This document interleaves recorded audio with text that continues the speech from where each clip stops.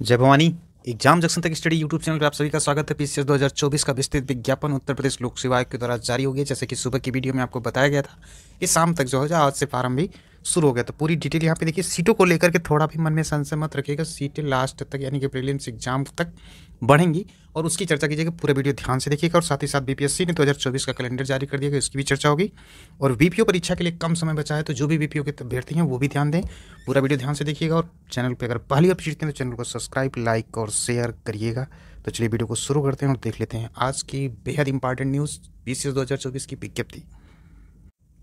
ये है पूरा विस्तृत विज्ञापन। सम्मिलित राज्य प्रवर्तन सेवा पीसीएस परीक्षा 2024 ऑनलाइन आवेदन प्रारंभ होने की तिथि जो है 1 जनवरी 2024 यानी 1/1/2024। ऑनलाइन परीक्षा शुल्क जो बैंक में जमा करने की वो 29/1/2024 है, 29 तारीख तक है। सबमिट 2 तक कर सकते हैं, ये भी सुबह की बात इसमें चर्चा की गई थी। अब यहाँ पे करके तृतीय चरण की प्रक्रिया पूर्ण करने के बाद स्क्रीन पर अभ्यर्थियों का आवेदन पत्र स्वतः प्रदर्शित होगा, यानी कि जो चीज़ें OTR कर लेंगे तो फार्म भरने में बड़ी आसानी हो जाएगी। और यहाँ पे परीक्षा शुल्क जो वही 125 है।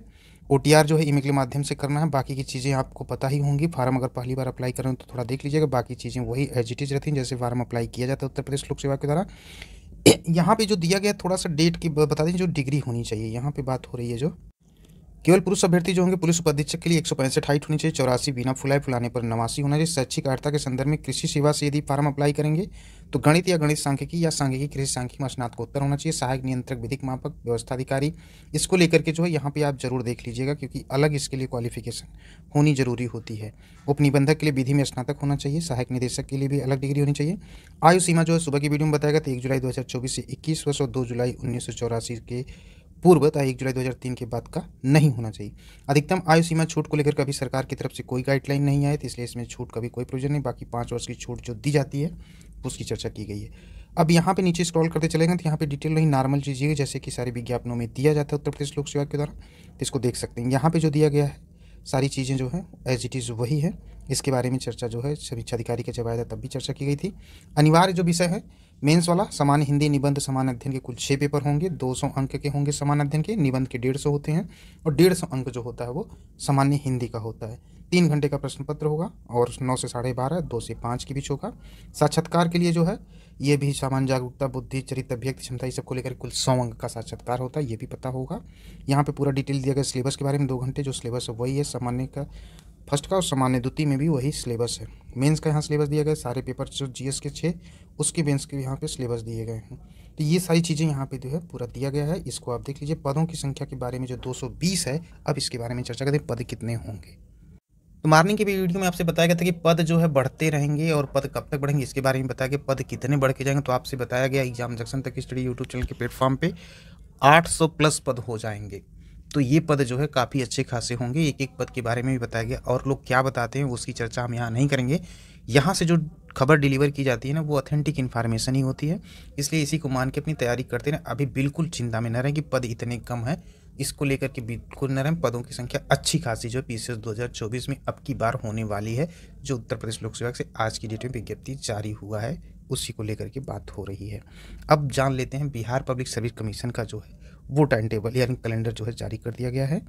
ये है बीपीएससी 2024 का कैलेंडर। यहाँ पे स्क्रॉल कर रहे हैं और एक एक चीज़ को यहाँ पे देख सकते हैं। असिस्टेंट इंजीनियर मैकेनिकल इंजीनियरिंग का जो कब है बिहार पब्लिक सर्विस कमीशन की तरफ से, ऑडिट का, ड्रग इंस्पेक्टर का, उसके बाद टोटल यहाँ पदों की संख्या दी गई है। तो इस चीज़ को जो है जाके डाउनलोड वहाँ से भी कर सकते हैं साइट से। बाकी इसमें आपको दिख रहा होगा कि ये क्या क्या डेट दी गई, सबकी कब तक जो है कंप्लीट करना, पूरी प्रोसेस दी गई है, डेट, रिजल्ट, सारी चीज़ें क्लियर कर दी गई हैं।